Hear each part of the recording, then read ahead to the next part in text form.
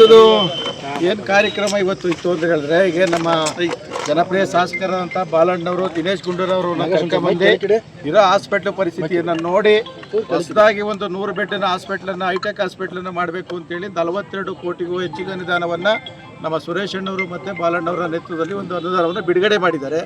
ಈಗ ಅವ್ರಿಗೆ ಜಾಗ ಹ್ಯಾಂಡ್ ಓವರ್ ಮಾಡಿಕೊಡ್ಬೇಕು. ಯಾರಿಗೆ ಟೆಂಡರ್ ಆಗಿದೆ, ವರ್ಕ್ ಆರ್ಡರ್ ತಗೊಂಡಿದ್ದಾರೆ, ಅವ್ರಿಗೆ ಜಾಗ ಹ್ಯಾಂಡ್ ಓವರ್ ಮಾಡಿ ಕೊಡಬೇಕು.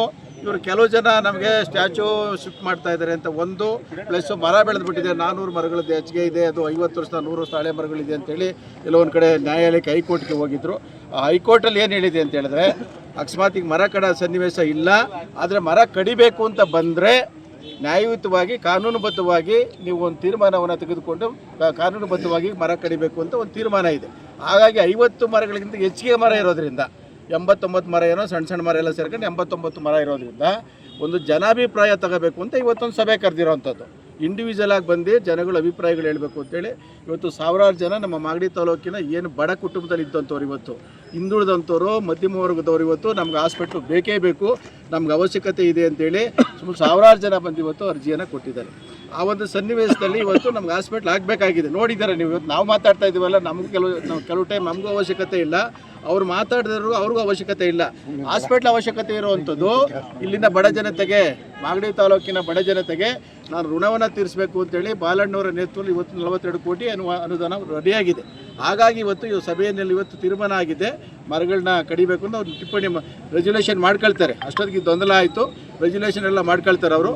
ಆ ನಿಟ್ಟಿನಲ್ಲಿ ಇವತ್ತು ನಮ್ಮ ಮುಖಂಡರುಗಳು ಹೇಳ್ತಾಯಿದ್ರು, ಒಂದೊಂದು ಡೈರಿಗೆ ಒಬ್ಬೊಬ್ಬರು ಹಾಲು ಹಾಕೋರಿಗೆ 5-5 ಮರಗಳು ಕೊಡೋಣ ಅಂತೇಳಿ. ಇವತ್ತು 80 ಮರ ಕಡಿಬೋದು. ಇಲ್ಲಿ 80 ಮರ ಕಡಿಯೋದು ಬದಲು 89,000 ನಾವು ಸಸಿಗಳನ್ನ ವಿತರಣೆ ಮಾಡ್ಬೋದು. ಒಂದೊಂದು ಡೈರಿಲಿ ಹಾಲು ಹಾಕೋರಿಗೆ 5-5 ಮರಗಳು ಕೊಟ್ಟರೆ ಅವ್ರು ಗಿಡ ನಡೆಸ್ತಾರೆ. ನಮ್ಮ ಹೆಣ್ಮಕ್ಳುಗಳೆಲ್ಲ ಹೇಳ್ತಾಯಿದ್ರು, ನಮ್ಮ ಕೂಡ 50 ಮರ ನಾವು ನೆಡ್ಕೊಂಬರ್ತೀವಿ ಅಂತ ಹೇಳ್ತಾಯಿದ್ರು. ಹಾಗಾಗಿ ಒಂದು ಮರ ಕಡಿದ್ರೆ ಅದು 10% ಮರ ನೆಡೋಣ, ನಮಗೆ ಅವಶ್ಯಕತೆ ಇರುವಂಥದ್ದು ಹಾಸ್ಪಿಟ್ಲು. ಆ ನಿಟ್ಟಿನಲ್ಲಿ ಇವತ್ತೆಲ್ಲ ಹೇಳ್ತಾರಲ್ಲ, ಕೆಂಪೇಗೌಡರು ಸ್ಟ್ಯಾಚ್ಯೂ ಶಿಫ್ಟ್ ಮಾಡಿಬಿಡ್ತಾರೆ, ಎಲ್ಲ ಮೂಲೆಗೆ ಹಾಕ್ಬಿಡ್ತಾರೆ ಅಂತೇಳಿ. ಗಾಂಧಿ ಸ್ಟ್ಯಾಚ್ಯೂಗೂ ಅದು ಹೇಳ್ತಾಯಿದ್ರು, ನೇಣು ಹಾಕ್ಬಿಟ್ರು ಅಂತ ಇದ್ರು. ಇವತ್ತು ಗಾಂಧಿ ಸ್ಟ್ಯಾಚ್ಯೂ ಯಾವ ಥರ ಇದೆ, ಬಸವಣ್ಣಂದು ಇವತ್ತು ಬಸವಣ್ಣವ್ರು ಇವತ್ತು ನಿನ್ನೆ ನಿಲ್ಲಿಸಿದ್ದಾರೆ, ಇನ್ನೂ ಉದ್ಘಾಟನೆ ಆಗಿಲ್ಲ, ನಿಲ್ಲಿಸಿದ್ದಾರೆ. ಅದು 3 ಸರ್ಕಲ್ಗೆ. ಇದನ್ನು ಸಹ ನಾವೆಲ್ಲ ನಿಂತು ರೆಡಿ ಆದಮೇಲೆ ಕೆಂಪೇಗೌಡ ಸ್ಟ್ಯಾಚ್ಯೂ ನಾವು ಗೌರವಯುತವಾಗಿ ಸರ್ವ ಜನಾಂಗದ ನಾಯಕರೇನಿದ್ದಾರೆ ಅವರಿಗೆ ಗೌರವನ ಕೊಟ್ಟು ನಾವು ಕೊಡ್ತೀವಿ, ನಿಲ್ಲಿಸ್ತೀವಲ್ಲ, ನಿಲ್ಲಿಸಾದ್ಮೇಲೆ ಅದನ್ನೊಂದು ಬಂದು ನೋಡಲಿ. ಸುಮ್ಮನೆ ಎಲ್ಲ ಏನೇನೋ ಮಾತಾಡೋದಲ್ಲ. ಅಲ್ಲಿ ಮೂರು ದಾರಿ ಸೇರ್ಕೊಂಡ್ಬಿಡುತ್ತೆ ಅಂತ ಎಲ್ಲೇ ವಿಗ್ರಹಗಳು ನಿಲ್ಲಬೇಕಾದ್ರೆ ಸರ್ಕಲ್ಗೆ ನಿಲ್ಲಿಸೋವಂಥದ್ದು ಆಯಿತಾ. ಹಾಗಾಗಿ ಅವ್ರಿಗೆ ಕೆಂಪೇಗೌಡರು ಸರ್ವ ಜನಾಂಗದ ನಾಯಕರು, ಅವರು ಗೌರವವನ್ನು ಕೊಡಬೇಕು. ನ್ಯಾಯಾಲಯ ಹೇಳಿದೆ, ಆ ಗೌರವಯುತವಾಗಿ ಸ್ವಿಚ್ ಮಾಡೋವಂಥ ಕೆಲಸವನ್ನು ಮಾಡ್ತೀವಿ. ಇಲ್ಲಿ ಇವತ್ತು ಸುಮ್ಮನೆ ಯಾರೋ ಬಂದು ಹಾಸ್ಪಿಟ್ಲ್ ಬೇಡ, ಇಲ್ಲ 5 ಕಿಲೋಮೀಟ್ರ್ 6 ಕಿಲೋಮೀಟ್ರ್ ಕಟ್ಟೋಕ್ಕಾಗಲ್ಲ, ಟೌನಲ್ಲಿ ಇರಬೇಕು ಹಾಸ್ಪಿಟ್ಲು. ಅದಕ್ಕೋಸ್ಕರನೇ ನಾವು ಇವತ್ತು ತಾಲೂಕು ಆಫೀಸು ಸಹ NES ಸರ್ಕಲ್ ಶಿಫ್ಟ್ ಮಾಡಿ ಇವತ್ತು ಹಾಸ್ಪಿಟ್ಲು, ಶುಚಿತ್ವ ಹಾಸ್ಪಿಟ್ಲು ಬೇಕು, ಅಂಬೇಡ್ಕರ್ ಭವನ ಬೇಕು ಅಂತೇಳಿ ಇಷ್ಟೆಲ್ಲ ಮಾಡ್ತಾ ಇರೋವಂಥದ್ದು. ದಯಮಾಡಿ ಇದಕ್ಕೆ ನಾವು ಪದೇ ಕೇಳ್ಕೊತಾ ಇದ್ದೀವಿ, ರಿಕ್ವೆಸ್ಟ್ ಮಾಡಿ ಕೇಳ್ಕೊತಾ ಇದ್ದೀವಿ. ನಾವೇನು ಇದಿಲ್ಲ, ಕಾನೂನಿಗೆ ತಲೆಬಾಗಿ, ಕಾನೂನು ಏನು ಇವತ್ತು ಹೈಕೋರ್ಟ್ ಏನಿದೆ ಹೈಕೋರ್ಟಿಗೆ ತಲೆಬಾಗಿ ಆ ಕೆಲಸವನ್ನು ಮಾಡ್ಕೊಂಡು ಹೋಗೋಣ ಅಂತ ನನ್ನ ಅಭಿಪ್ರಾಯ. ಸಸಿಗಳನ್ನ ಇವತ್ತೆಲ್ಲ ನಮ್ಮ ಅಧ್ಯಕ್ಷರುಗಳೆಲ್ಲ ಸುಮಾರು ಜನ ಮಾತಾಡ್ತಾ ಇದ್ರು.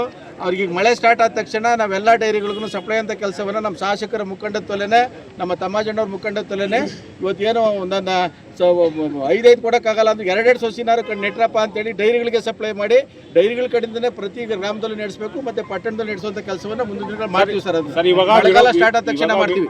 ವಿರೋಧ ಮಾಡ್ತಾ ಇದ್ದಾರೆ ಅಂತ ಹೇಳ್ತಾ ಇದ್ದೀರಿ ನೀವು, ಅವ್ರಿಗೆ ಏನು ಹೇಳ್ತೀರಿ ಸರ್ ನೀವು? ಸರ್ ದಯಮಾಡಿ, ಅವರೆಲ್ಲ ನಮ್ಮ ಶಾಸಕರು ಹಾಸ್ಪಿಟ್ಲು ಉಪಯೋಗಿಸ್ಕೊಳಕ್ಕೆ ಬರೋದಿಲ್ಲ.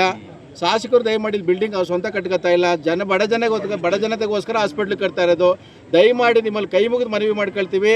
ಈ ಒಂದು ಇದೇನೋ ಎತ್ಕಟ್ಟ ಅಂತ ಕೆಲಸ ಆಗ್ಬೋದು, ಈ ಒಂದು ಒಬ್ಬೊಬ್ಬರಿಗೆ ಮನಸ್ತಾಪಗಳಾಗುವಂಥ ಕೆಲಸಗಳನ್ನ ದಯವಿಟ್ಟು ಮಾಡೋಕ್ಕೆ ಹೋಗ್ಬೇಡಿ, ಎತ್ತಕ್ಕುವಂಥ ಕೆಲಸ ಮಾಡೋಕ್ಕೆ ಹೋಗ್ಬೇಡಿ.